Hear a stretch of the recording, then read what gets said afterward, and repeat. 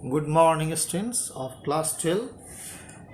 Today I will tell you a lesson from Flamingo Deep Water, composed by William Douglas, a great justice ever found in the world.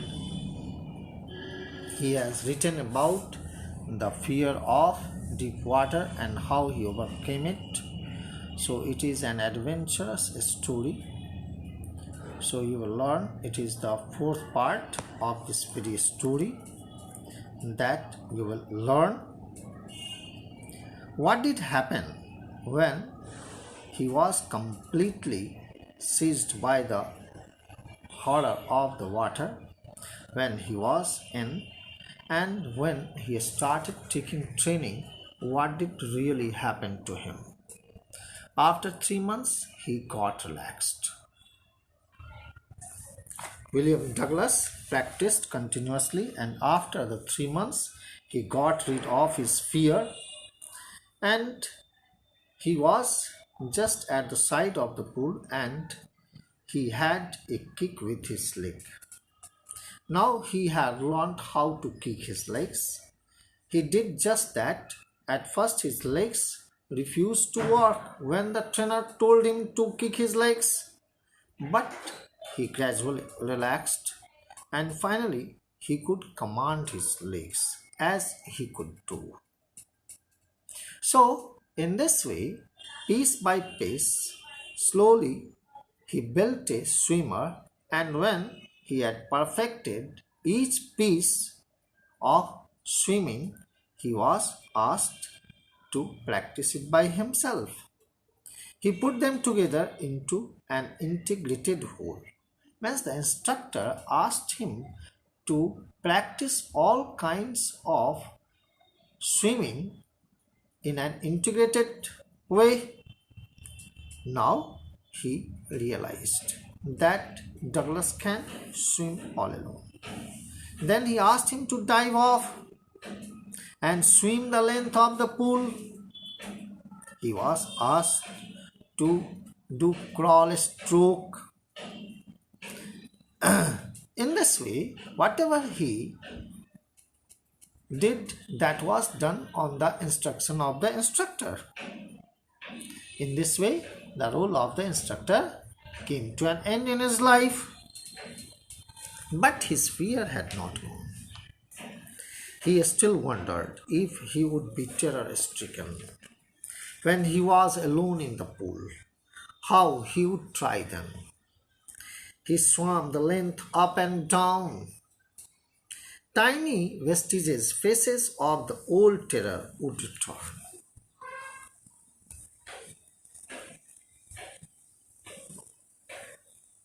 Tiny vestiges came around him, and he was completely astounded.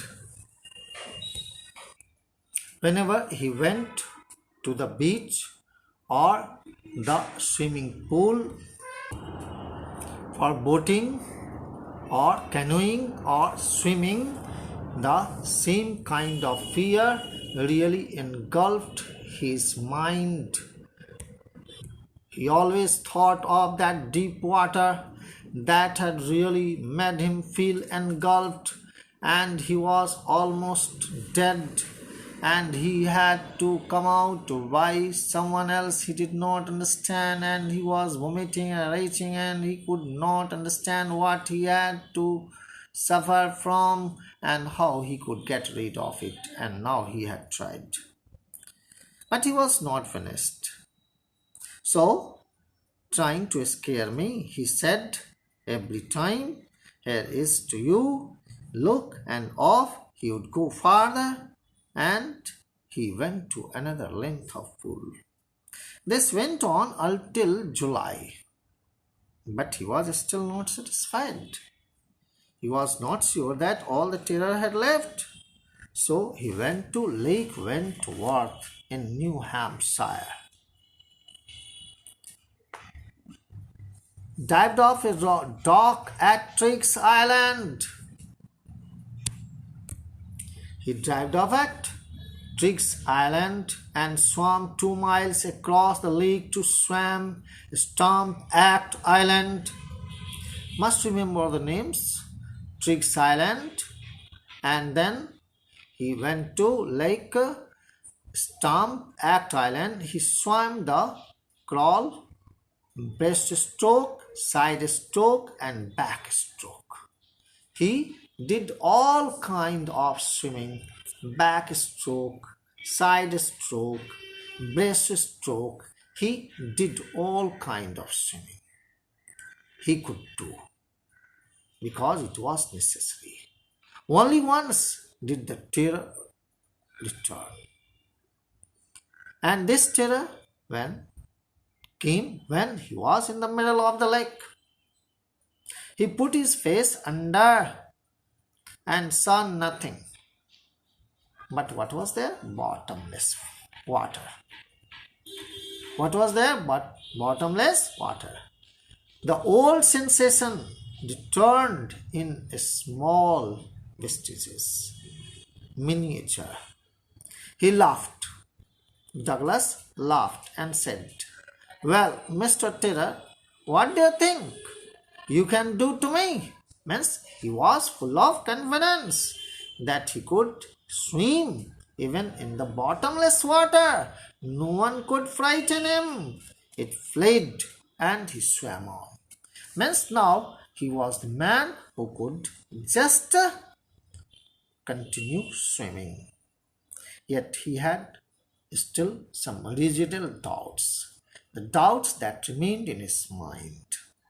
At his first opportunity, he hurried west, went up the Titan, Titan to Conrad. No, Conrad, must read. Conrad. Most of the children in a hurry read Conrad. It is Conrad Meadows.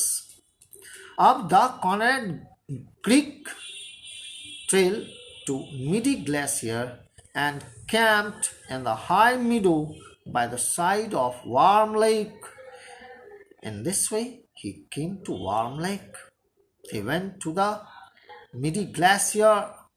The next morning, he stripped, dived into the lake, and swam across to the other shore and back, just as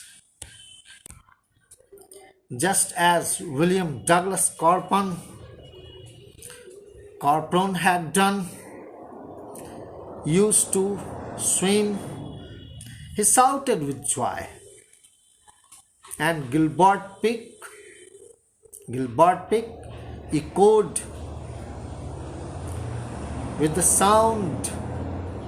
What was that very sound? I had conquered fear of my water. I had conquered fear of my water, he could say. And it was a great victory over the fear of William Douglas. So really, the child who was so strangely afraid of such things could experience the nicest thing, that he overcame his fear.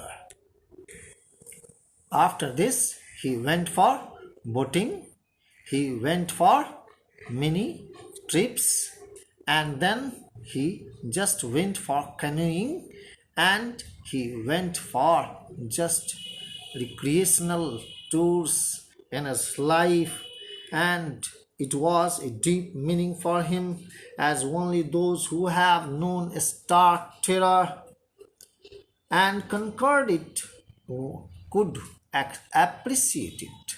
Means those who have not suffered from such stark terror could never appreciate such things.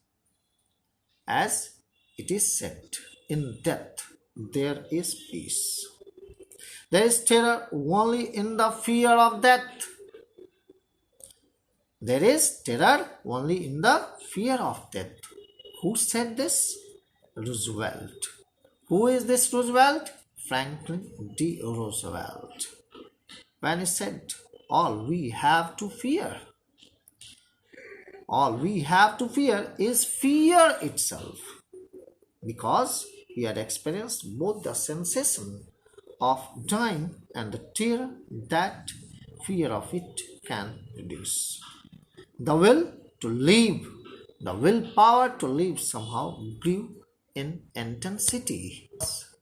Now, this was the willpower that really grew in him in deep sense, and he never lost any battle of his life, and felt released from the freedom, from the slavery of the fear, free to walk the trails and climb the peaks and to brush aside fear. Means now he could do anything that he liked, and that's why he could justifiably lived as the longest period of justice for 36 years. So children, you can learn all these things so nicely. You can answer all the questions as I have explained it so nicely. Thank you children. Thank you.